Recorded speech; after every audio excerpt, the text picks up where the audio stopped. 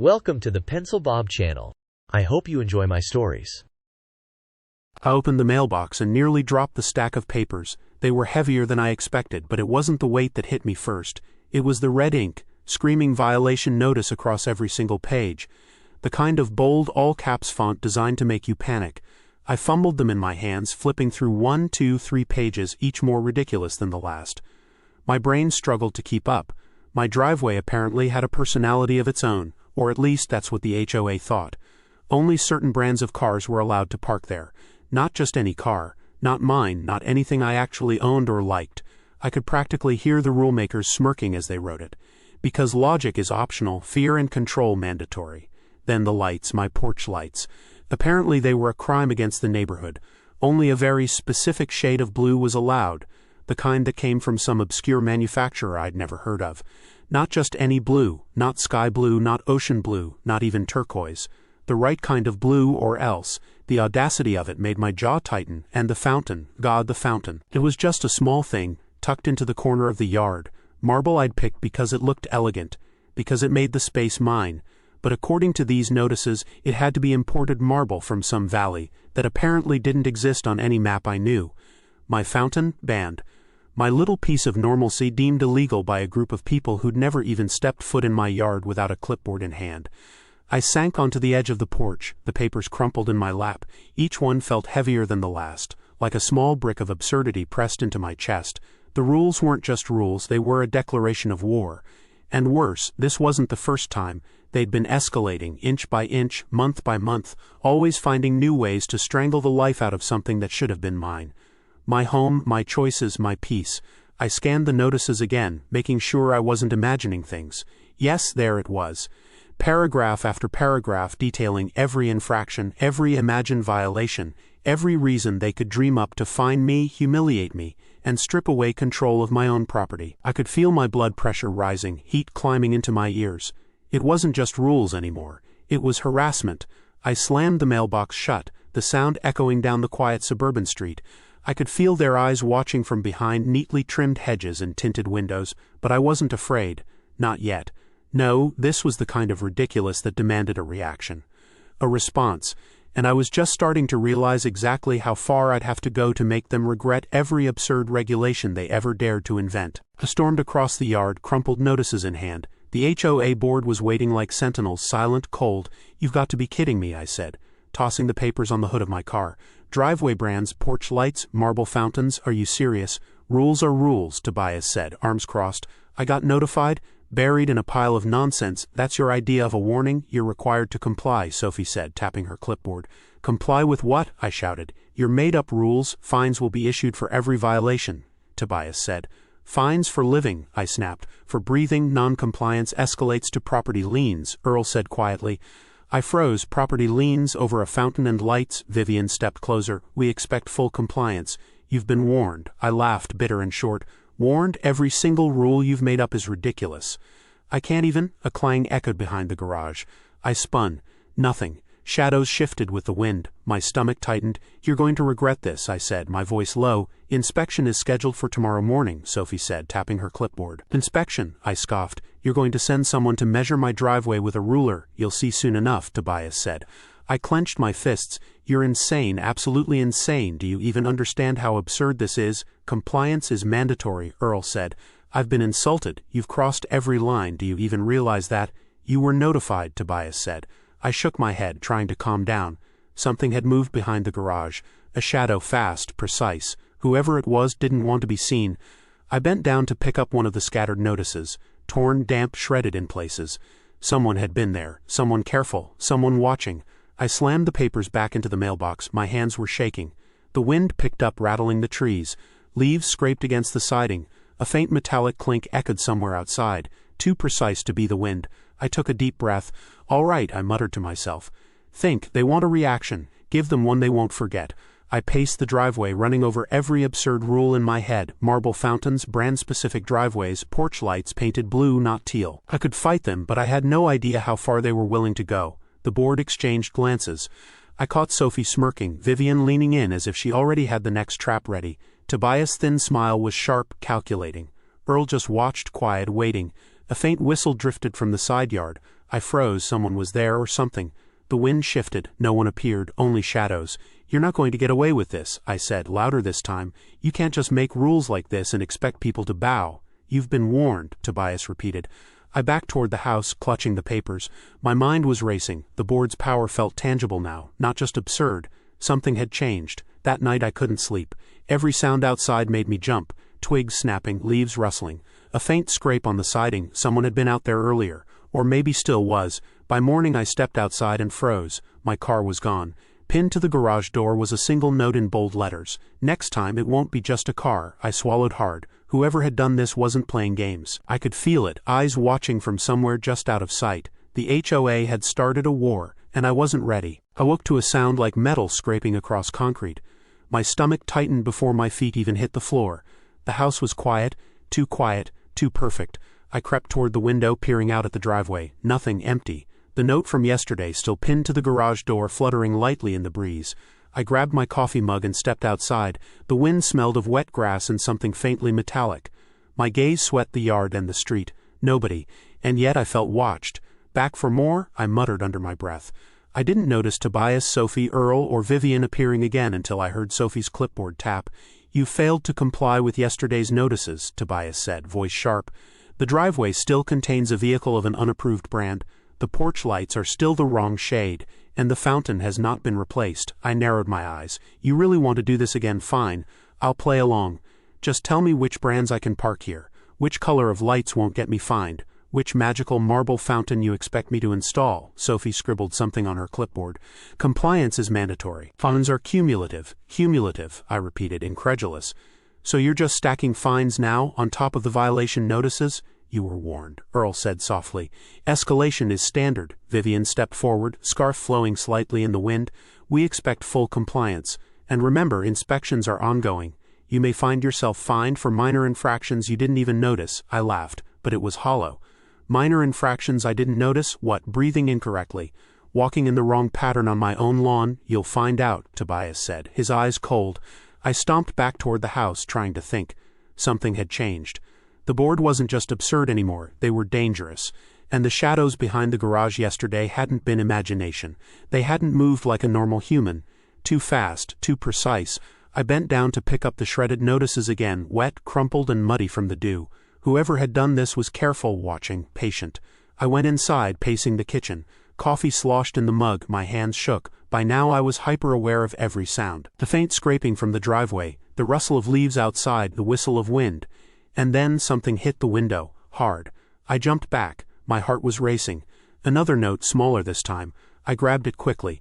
Written in black ink, jagged letters. "Compliance is easier if you cooperate." I crumpled it, threw it on the counter. "Cooperate, you people are insane." Hours passed. I worked on my laptop, trying to focus on something, anything to distract myself. YouTube videos, emails, nothing made sense. My attention kept darting to the driveway, the yard, the edges of the property. By mid-afternoon, Tobias was back. Earl, Sophie, and Vivian followed, creeping into the yard as if they owned it. "You have accumulated additional fines," Tobias said, waving a new stack of notices. "The lawn must be mowed in specific geometric patterns. Deviations will result in penalties. Your mailbox is off-center and must be moved 3 feet to the left." I blinked.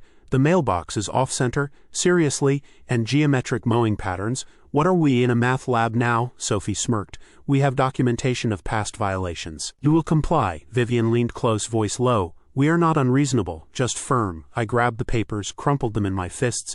"You people are trying to drive me insane, or get me to sell. Is that it?" "You will comply," Earl said quietly, watching me carefully. I could feel a presence in the yard again, moving too fast for me to catch.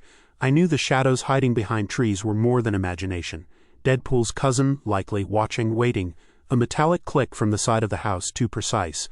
I spun. Nothing, only the wind. I turned back to face them. "You're crazy. This is harassment. You've been warned," Tobias said. "Warned? You've threatened me with liens, fines, and now inspections I can't even follow."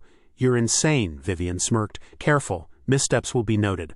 My nerves were shredded. Every shadow, every sound made me jump. Then I heard it. The faint thump of something landing on the driveway behind me, heavy, precise. I turned slowly. My heart froze. My backup vehicle was gone, and pinned to the front bumper where it had been a small wet bloody handprint. I didn't scream. I couldn't, I just stared. "You won't stop us," Tobias said quietly from the yard, though I couldn't see his lips move. Something moved in the corner of my vision, swift, deadly. The shadow I had felt all along, and then, silence. The board was gone, the yard empty. But I knew it wasn't over. The next strike was coming, and I had no idea what it would be. The morning fog had barely lifted when I stepped outside. My driveway still empty. The house felt off, quiet, too quiet. My nerves were raw from yesterday. The bloody handprint on the missing car haunted me. Whoever or whatever had done this wasn't playing around. Then I saw them. Tobias, Sophie, Earl, and Vivian lined up along the curb, staring like predators. "You've been negligent again," Tobias said, voice cutting through the fog. "Negligent," I spat. "You're insane. I can't even follow your rules. My mailbox is still in the wrong spot. I can't measure geometric mowing patterns in my sleep." "You will comply," Sophie said, tapping her clipboard. Eyes sharp and calculating, Earl's voice came soft, but it chilled me. "Escalation is necessary." Vivian leaned forward, scarf brushing against her chest, voice low. "It's time to settle this, for good." I froze. "Settle what? You want me gone? Fine, try it. I'm ready." Sophie smiled thinly. "Fines are meaningless now. Your actions have consequences you cannot predict." I glanced around, heart racing. Something moved in the shadows behind the garage, quick, precise, too fast to be human. Deadpool's cousin, always watching, always waiting. I swallowed hard. "Your fountain is still unauthorized," Tobias said. "And your porch light's again the wrong shade." "I've had enough," I shouted. "You're harassing me. You're breaking laws to steal my property." Vivian's eyes narrowed. "Property is protected only if you comply. We are above the inconvenience of rules you find trivial." I laughed bitterly. "Trivial? You're ridiculous. You can't just invent rules every day. You've been warned," Earl said quietly. And now warnings have expired. Something shifted in the yard behind them. A shadow detached itself from the trees. Small, swift, precise. I didn't need to see the figure fully to know it wasn't one of them. Suddenly a loud crash erupted behind Tobias. He spun, but before he could react, a metal object knocked him off balance. He went down hard, face scraping the asphalt. He groaned but got up quickly, anger flashing in his eyes. Sophie screamed, stepping back, dropping her clipboard. What just happened?" I took a step forward. "Looks like someone's teaching you consequences." Vivian's scarf fluttered as she lunged toward the front steps, yelling at Earl to act. But Earl just froze, eyes darting to the shadow that had reappeared near the corner of the house. His lips parted, but no words came out. A second crash. This time, Sophie's clipboard flew into the air, hitting her squarely in the chest. She toppled backward, landing hard on the grass. Vivian swore, spinning to face the shadow, but it vanished before she could reach it. My pulse was hammering. I didn't move, just watched. The board was shaking, startled, unprepared. Tobias clenched his fists. Earl tried to rally himself. Vivian's eyes narrowed into slits. And still, I couldn't see the attacker. "You're done," I muttered, gripping the crumpled notices in my hand. "This ends today," Tobias snarled. "You don't even understand what you've started." And then another sound, a heavy thud from behind the house. Vivian's scream cut off mid-word. I spun toward the noise. Earl stumbled backward, tripping over the lawn. Tobias lunged, but the shadow moved too fast. By the time anyone reacted, one of their cars had been tipped onto its side, dented, twisted, engine smoking. They froze. Shock. Panic. I stepped forward, heart pounding, adrenaline surging. "This is your world. My world doesn't play by your rules." Sophie tried to shout something, but the words caught in her throat. She looked around frantically, realizing that the board's authority was slipping fast. The shadow appeared once more near the side fence, just long enough for me to glimpse the red and black suit, crouched ready, almost invisible. Deadpool's cousin. My secret ally. Tobias' voice cracked. We can't fight this," Vivian swore again, spinning toward the side yard. And that's when the fence creaked violently. A loud snap echoed through the air. One of the yard lamps toppled, hitting the ground with a deafening crash. Sparks flew. They all looked at each other, fear finally overtaking arrogance. I couldn't believe it. For the first time they weren't in control. And then, silence. The shadow melted into the trees, leaving only the sounds of the wind and the occasional clatter of debris behind. The board was shaken. Blood pressure rising, adrenaline surging, nerves stretched thin. And I could see it in their eyes. They had never faced resistance. Like this before, I exhaled slowly, knowing the war was far from over. The first strike had landed, but this was only the beginning. And from somewhere deep in the yard, a faint whisper of movement told me the next encounter would be even worse. The morning air smelled of wet asphalt and smoke. My coffee was bitter in my mouth, but I barely noticed it. The yard looked different today. Broken branches, scattered papers. A faint dent in the garage door where someone or something had slammed into it last night. I stepped outside, expecting Tobias, Sophie, Earl, and Vivian. They weren't there at first. Then Tobias appeared, limping slightly. his blazer torn at the shoulder. "You're defying us," he spat, his voice shaking with a mix of rage and fear. "I'm surviving," I said, letting the words hang. "And apparently so are you." "Barely." Sophie appeared behind him, clutching the clipboard, trembling. We will enforce every violation," I laughed bitterly. "You can't enforce what's already broken." Earl stumbled into view, cane forgotten, his face pale. "It's different now," he muttered. Vivian came last, scarf twisted around her neck like a trap, heels clicking on the pavement. Her glare could have cut glass. "We're not afraid of you," she hissed. "You should be," I said softly, stepping forward. Tobias scowled, taking a step toward me. But before he could reach me, a shadow moved faster than my eyes could follow. A loud crash, something heavy hitting Tobias' legs, sending him sprawling. His arm bent at a wrong angle. He didn't scream, just coughed and struggled to get up. Sophie gasped and stepped back, tripping over a small pile of crumpled notices. She hit the ground hard. Earl yelped and spun, but a shadow darted past him, knocking his cane aside. He stumbled and landed awkwardly, gripping his ribs. Vivian froze, eyes scanning, breath coming fist. Then the shadow moved again, flipping a small garden lamp into her path. She swore, leaping aside, her heels skidded in the mud. She landed hard on her side, staring up at me with wide, panicked eyes. I didn't move. I just watched. The shadow kept the board off balance, fast, precise, silent. Deadpool's cousin, my secret ally. This isn't over." Tobias shouted, voice cracking. Wheel? A sudden metallic bang cut him off. His face twisted as he stumbled into a small tree. Branches snapped under him. He tried to push himself up, but another shadow movement shoved him to the ground. The look on his face was not just fear, it was disbelief. Sophie crawled back toward the driveway, trying to grab her clipboard. Another crash, a mailbox had been knocked over, papers scattered, blown across the yard. She froze, caught between panic and desperation. Earl groaned, trying to get to his feet. The shadow was everywhere, moving so fast no one could predict its next strike. A garden hose rolled across his feet, sending him sprawling again. Vivian let out a scream, tripping over a stray piece of debris. Her scarf tangled around a low branch. She struggled, twisting to free herself. I could see it in her eyes. She had realized she wasn't in control anymore. I stepped forward finally, breathing hard, heart hammering. The yard was chaos. Branches snapped, lamps smashed, papers everywhere, and the board was beaten, disoriented, scrambling. "You're done," I said, loud enough for them to hear. "Your rules don't matter anymore." The shadow paused near the side fence, crouched, watching, ready to act again. Tobias coughed, struggling upright, staring at the shadow. We won't forget this," Earl groaned, leaning against a wall for support, trembling. It's unfair," Sophie shook her head, tears running down her cheeks. "We can't enforce anything," Vivian spat out dirt, standing up slowly, glaring at me. "This isn't finished," I grinned. "Oh, it's finished, Vivian, just not in the way you think." The shadow moved one last time. A faint thud, something heavy falling onto the ground near the street. Silence. The board looked at each other, beaten, humiliated, terrified. The absurd HOA had crumbled in minutes. Not by law, not by courts, by chaos, precision, and a little help from a friend dressed in red and black. I exhaled, letting the tension drain. But I knew this wasn't the end, because shadows linger, and people like them don't disappear that easily. And then a scream echoed from the far side of the street. I froze. Something or someone was coming next. Chapter 5. Chapter 5. Total collapse. The air smelled of smoke and wet leaves. Broken lamps and toppled yard signs littered the street. I stepped outside, taking it all in. My yard was a battlefield. Tobias, Sophie, Earl, and Vivian had survived the chaos so far, but not for long. I heard shuffling behind the garage. Alex, Deadpool's cousin, moved silently, ready, watching. I didn't need to see him fully. I knew he had the shadows covered. Tobias was first, limping, eyes wild, clutching his torn blazer. This isn't legal. Legal doesn't matter anymore," I said. "You broke reality before the law could catch up," Sophie screamed, tripping over a smashed garden lamp. Her clipboard was useless, papers wet and torn.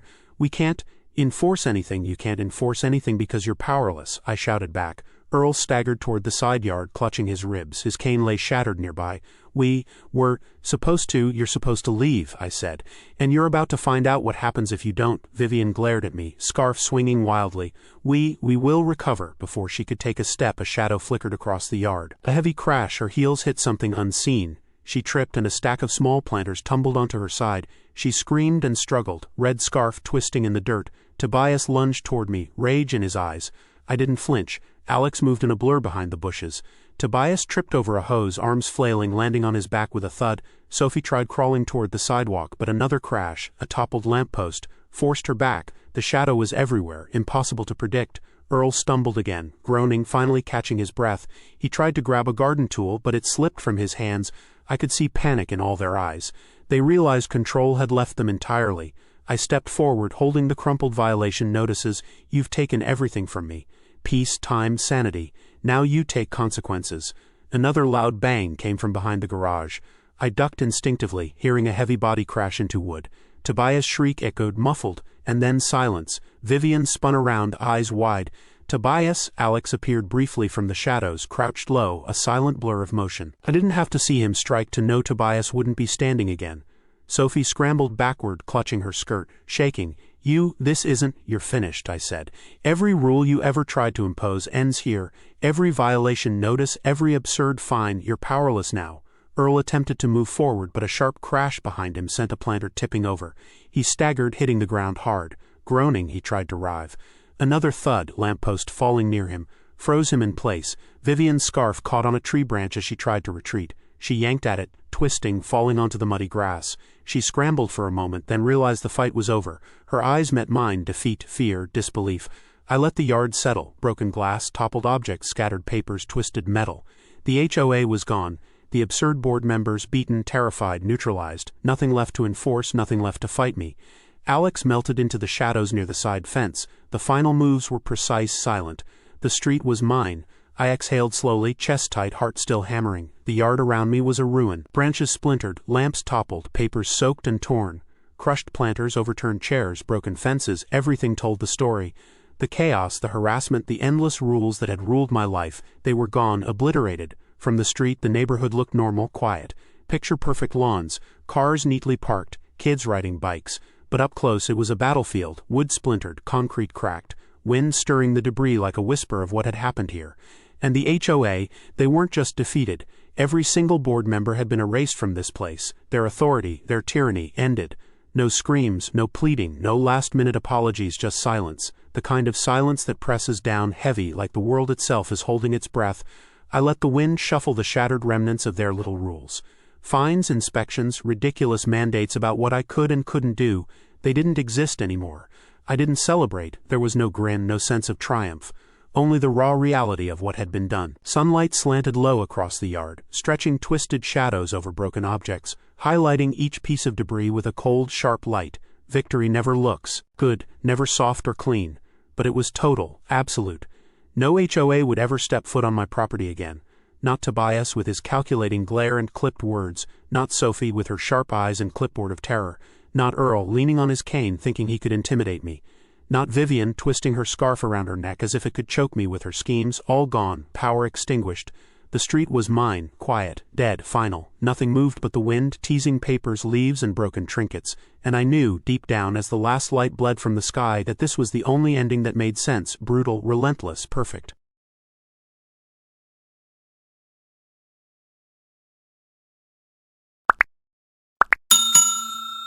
I would like to thank you for watching the video to the end. To encourage us to make more videos, please like, subscribe, comment, as well as share. Check out this other video if you haven't already.